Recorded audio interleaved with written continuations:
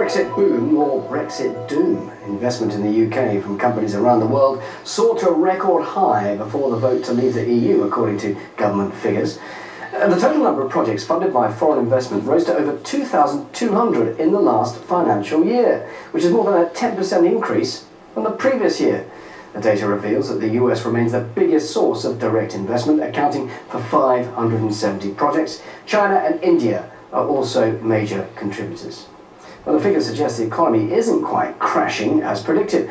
And co-founder of Leave.eu, Richard Tice, told me earlier that there are many benefits for those investing in the UK.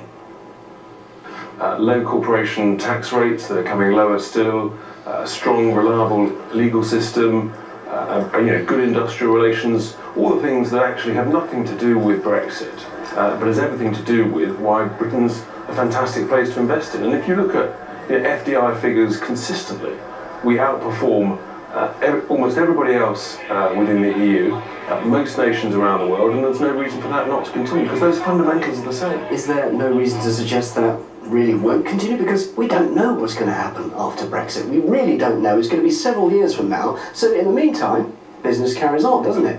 But people make the mistake of thinking that the whole UK economy is to do with our trade with the EU. It's about 12%. It's about 6% of our businesses. And it would told that Britain will only thrive if it stays in the single market. No, you were told that by George Osborne and by David Cameron. They were wrong and they're both gone. We've now got a positive government that is talking the country up, which is fantastic, and we've everything to look forward to. And isn't it interesting that consumer figures in July, post the Brexit vote, retail sales are up.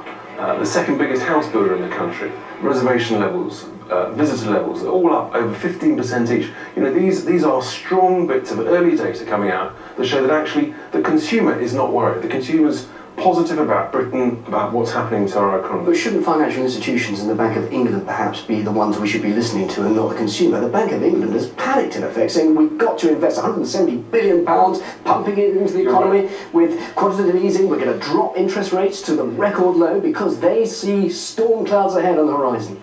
And if people had listened to Mark Carney, he's consistently, since he's been appointed, been wrong. He was wrong twice in 2 years, saying he'd have to raise interest rates. And he was completely wrong about his threats about what would happen if we voted Brexit. And I think he's actually done this unnecessarily, almost to sort of justify his own prior warnings, to claim credit when actually it turned out to be fine after all. Why do you think Britain will be a much better place to invest in after leaving the EU? Obviously it was a success story while it was part of it, but why? Why after? Because we are an outward, globally facing nation. We've got fantastic opportunities around the rest of the world. We have a bigger surplus in services with the United States than we do with the whole of the EU. We don't have an agreement with the US. You don't need a trade agreement or to be part of a customs union in order to be a very successful exporting nation. Meanwhile, pro-EU campaign